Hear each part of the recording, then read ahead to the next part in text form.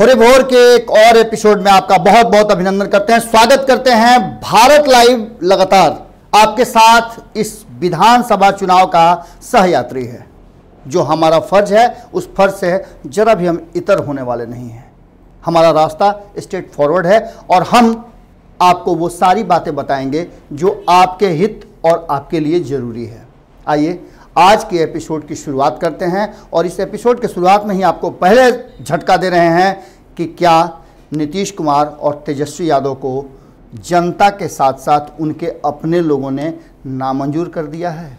सवाल यहीं छोड़ के जा रहे हैं और इस सवाल का जवाब आप खोजिए। इस बीच में कुछ तथ्य आपके सामने हम रखने जा रहे हैं। पहला तथ्य तो ये कि क्या लालू प्रसाद के जंगल राज की बात जो 2005 से लेकर के 2020 तक इन 15 सालों में की गई है वो अभी भी बरकरार है? क्या नीतीश कुमार ने उस जंगल राज को खत्म करने का प्रयास किया और अब तक नहीं खत्म कर पाए हैं, जिसकी चर्चा उन्हें 15 साल के अपने सत्ता के बाद भी करने की जरूरत पड़ रही है? एक प्रश्न और आपके सामने रख दिए, इस प्रश्न का भी जवाब आप खोजिएगा। हम आगे बढ़ते हैं।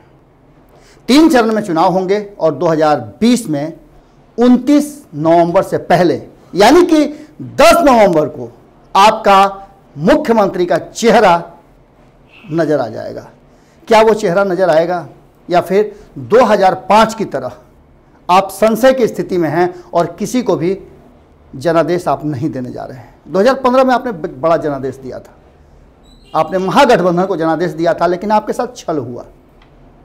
आपने जिसे सत्ता की चाबी दी थी वो एक बार फिर 2005 की तरह सत्ता की चाबी लेकर कहीं और चला गया और उसने आपके जनादेश पर डाका डाला।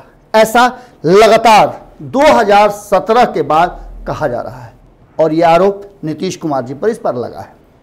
इसी बात को लेकर के चिराग पासवान बार बार कहते हैं कि 2005 में यदि हमने चाबी नहीं ली होती, हमारे पिता ने यह नहीं कहा होता कि एक मुस्लिम अल्पसंख्यक मुख्यमंत्री को बनाइए, तो तब नीतीश कुमार वापस नहीं आए होते। खैर, नीतीश कुमार वापस हैं और नीतीश कुमार ने इन 15 सालों में कई बार अपने मन के हिसाब से अपनी सुविधानुसार गठबंधन भी बदले हैं और साथी भी बदले हैं। आपको बता दें कि 2020 के इस चुनाव में बहुत सारी बातें आपको याद आने लगेंगी, कारण कि आपके पास बहुत वक्त मिला है सोचने समझने और इस बिहार के भविष्य को, इस बिहार को बदलने का बहुत मौका मिला है। आप 8 लाख लोग, माफ कीजिएगा 8 करोड़ लोग जो इस बार फैसला करने वाले हैं, उन 8 करोड़ लोगों पर एक बड़ी जिम्मेवारी है। हालांकि यह भी बात तय है कि ये 8 करोड़ लोग तो मतदान नहीं करेंगे। जिस तरह का आंकड़ा हमारे पास आ रहा है उस आंकड़ों के हिसाब से लगातार बिहार की जनता ने जिस तरह से वोटिंग ट्रेंड किया है उसके अनुसार कुछ बातें तय नजर आ रही हैं। 2010 की अगर बात करें तो 2010 में आपने 52.67% वोट किया था, यानी लगभग 53% आपने वोट किया था और आपने 2010 में एक सरकार बनाई थी, जो सरकार इस आधार पर बनी थी कि नीतीश कुमार जी इस बार बहुत कुछ बदलाव कर देंगे।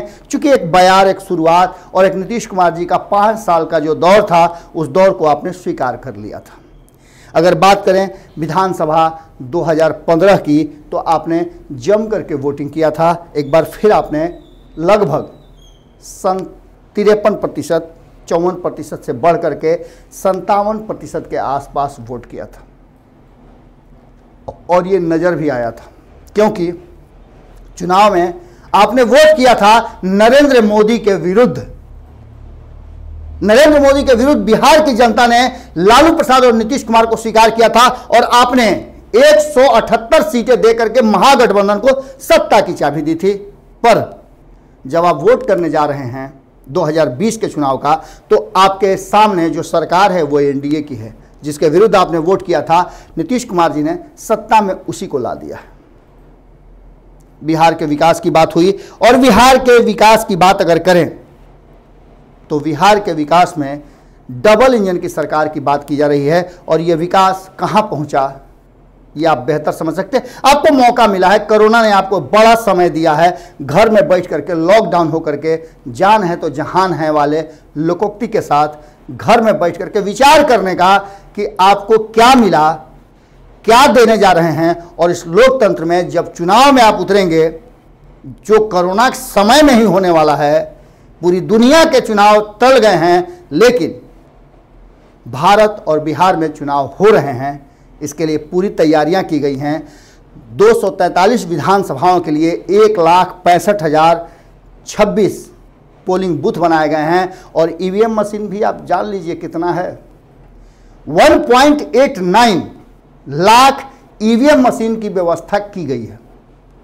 अब इससे आप अंदाजा लगा सकते हैं कि चुनाव की तैयारियां कितने जबरदस्त ढंग से हो रही है। लेकिन इसके बीच में आपको मुख्यमंत्री का चुनाव करना है और जो दो चेहरे, दो बड़े घटक दल आमने सामने थे, दो चेहरे आपके सामने नजर आ रहे थे, वो दोनों चेहरों पर ग्रहण लग रहा है। लगातार ये बातें हो रही है कि दोनों ही नामंजूर हैं। कौन नामंजूर किया? आपके साथी नामंजूर करते हैं। बिहार की जनता तो इतनी भोली भाली है, गऊ है भाई, गऊ है। जो कहिएगा वो मान जाएगी, दूध देगी। अपने बच्चे को भले न पिलाए लेकिन आपको दूध जरूर पिलाएगी। गाय का भी यही स्वरूप है। गाय अपने बछड़े को बस दूध चटाती है, बाकी आप आम जनता को, जो गाय पालने वाले हैं, उनको पिला देती है पूरा दूध। बिल्कुल इस लोकतंत्र की रक्षा करते करते इन 7 दशक से ज़्यादा समय में बिहार की जनता ने भी कई बार अब बदलाव होगा, अब बदलाव होगा, अब सुधर जाएगा, इस रास्ता पर चलते चलते ये पगडंडी जितनी संकरी आम जनता के लिए होती गई, उतनी ही चौड़ी इन राजनेताओं के लिए होती गई। और ये हर बार एक वादा लेकर के आते हैं। फिर नीतीश कुमार जी आए हैं तो उन्होंने 7 निश्चय पार्ट 2 लेकर के आए हैं। क्या जिस तरह से महागठबंधन के साथ 7 निश्चय पार्ट 1 लेकर के आए थे और 2 साल के अंदर ही सत्ता परिवर्तन हो गया था, एक बार फिर से पार्ट 2 में उन्हें लगेगा कि उनका 7 निश्चय पूरा नहीं हो रहा है तो फिर से सत्ता परिवर्तन होगा। सवाल बहुत हैं। 2 सवाल तो पहले ही आपके पास छोड़ दिए हैं। आप भी सोच रहे होंगे कि कहाँ सुबह सुबह भोरे भोरे मगजमारी होने लगा, चाय पीते, नाश्ता करते, ऑफिस की तैयारी करते। लेकिन खैर, सारी तैयारियों में सबसे बड़ी तैयारी है इस चुनाव में 3 चरणों में वोट होने हैं और आपके क्षेत्र में कब चुनाव है हम आपको विस्तृत से बताएंगे, कौन प्रत्याशी हैं सब बताएंगे। लेकिन एक बात तो तय मान के चलिए कि 28 तारीख को पहली बार वोट देना है और जब वोट देना है तो कहां कहां वोट दीजिएगा। आप मान के चलिए कि आपके बहुत सारे लगभग 17 क्षेत्र हैं जहां पर 71 विधानसभाओं के मतदान होंगे और इस मतदान के साथ वो सब कुछ होगा जो लगभग सत्ता की 1/3 122 सीटों में आधा सीट से ज्यादा सीटों पर चुनाव हो चुका होगा। 3 चरण में चुनाव है। दूसरे चरण की अगर बात करें तो दूसरे चरण में 3 नवंबर को चुनाव होने हैं और वो 17 जिलों के लगभग 94 विधानसभाओं के चुनाव होंगे। सारा विस्तृत जानकारी आपको भारत लाइव देगा, लेकिन हम आपको सिर्फ बता दे रहे हैं कि नामंजूर नीतीश और तेजस्वी क्यों हैं, कौन है जो इन्हें नामंजूर कर रहा है। चुनाव तो होंगे भैया, चुनाव होंगे और चुनाव तीसरे चरण का जो है वो चुनाव 78 सीटों के लिए होंगे और तिथि निर्धारित की गई है 7 नवंबर। 10 नवंबर को परिणाम भी आ जाएंगे। सुबह सुबह भोरे भोरे पड़ाका और मिठाई लेकर के आप तैयार रहिएगा, क्योंकि आपके द्वारा दिए गए आदेश पर, जनादेश पर एक सरकार का रास्ता साफ होगा।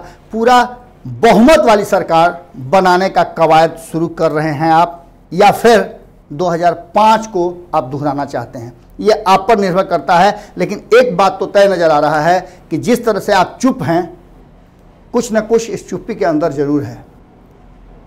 नीतीश जी को भी इस बात का एहसास है। कल 1 घंटा उन्होंने बात किया और उनके बातचीत के तेवर में बहुत बदलाव था। वो नीतीश कुमार नहीं थे जो कभी मंच से कहा करते थे, अरे ये सब नियोजन वाला है ना, देख लो, साइन नहीं करेंगे। दूसरा, ये वो हैं विपक्ष के नेता जो ये तो बोल रहे हैं कि हमें मंजूर है, बहुत अच्छा लगा चुनाव आयोग के फैसले से, हम बहुत इत्तेफाक रखते हैं। पर विपक्ष नेता होते हुए भी जब चमकी बुखार होता है, बाढ़ होता है, सुखाड़ होता है, तो नेताजी गायब रहते हैं। जो लोग आज ये कह रहे हैं कि नीतीश को हम नेता नहीं मानते, उनका नाम है चिराग पासवान, और साथ साथ डफली और थाली बजाने वाले लोग भी चुप्पी साधे हुए हैं। इसका मतलब है कि चुप्पी का मतलब सीधा सीधा समर्थन होता है। सर, आप विरोध नहीं कर रहे हैं, आप में ताकत है कि एक बार कस के अगर बोल दीजिएगा तो चिराग पासवान चूं-चां भी नहीं करेंगे, लेकिन आप चुप हैं। दूसरी तरफ अगर बात करें तो दूसरे खेमे में उपेंद्र कुशवाहा ने तो साफ कह दिया है कि नीतीश से लड़ने का मादा तेजस्वी में नहीं है। क्या कहिएगा हुजूर, 2019 के चुनाव में आपको एक बड़ी जिम्मेवारी दी गई थी, लोकसभा में आप नेतृत्व कर रहे थे महागठबंधन का, क्या उखाड़ लिया आपने? उखड़ गए सर। लालू प्रसाद ने जो पिछले लंबे समय से एक राजनीतिक जमीन में खूंटा गाड़ा था, वो खूंटा लोकसभा के चुनाव में कवर गया, और यहीं से शुरुआत होती है तेजस्वी यादव के राजनीति की। रणनीति बहुत अच्छी है। युवा की बात करते हैं, और युवा की बात करते करते अचानक से आपके उम्मीदवारी पर ही ग्रहण लग जाए, तो इसका मतलब है कि कहीं ना कहीं मामला सशंकित है। अभी तक फैसला दोनों में से कोई नहीं किया है कि कहां जा रहे हैं, पर एक बात तो तय है कि नीतीश और तेजस्वी के उम्मीदवारी पर उनके ही साथियों ने प्रश्नवाचक चिन्ह खड़ा कर दिया है। आप दोनों को मुख्यमंत्री का उम्मीदवार मानते हैं कि नहीं मानते हैं, दावेदारी उनकी सही है कि नहीं है, जरूर इस कमेंट बॉक्स में लिखिएगा, क्योंकि जब आप लिखिएगा तो हम यहां पढ़ेंगे, जब हम पढ़ेंगे तो अधिक लोग जानेंगे, और अधिक लोग कब जानेंगे? जब भारत लाइव को अधिक लोग तक सब्सक्राइब करके और शेयर करके पहुंचाइएगा। तो पहुंचाना शुरू कर दीजिए, क्योंकि आपके पास मात्र 1 महीना से थोड़ा सा ज्यादा समय है, और इस पूरे समय का सदुपयोग कीजिए। लॉकडाउन टूट गया है, इसका मतलब ये नहीं कि भारत लाइव को आप देखना बंद कीजिएगा और शेयर नहीं कीजिएगा। देखिए भाई, परिवार है तो सब कुछ है, जान है तो जहान है, प्रधानमंत्री भी कहते हैं, और लोकतंत्र का सम्मान होना चाहिए। और सम्मान कौन कराएगा? तो भारत लाइव कराएगा। भारत लाइव को सब्सक्राइब कीजिए, अधिक से अधिक लोगों तक शेयर कीजिए, और ये बात बताइए कि भैया असल खबर तो यहीं आता है। फिर मिलते हैं, प्रणाम।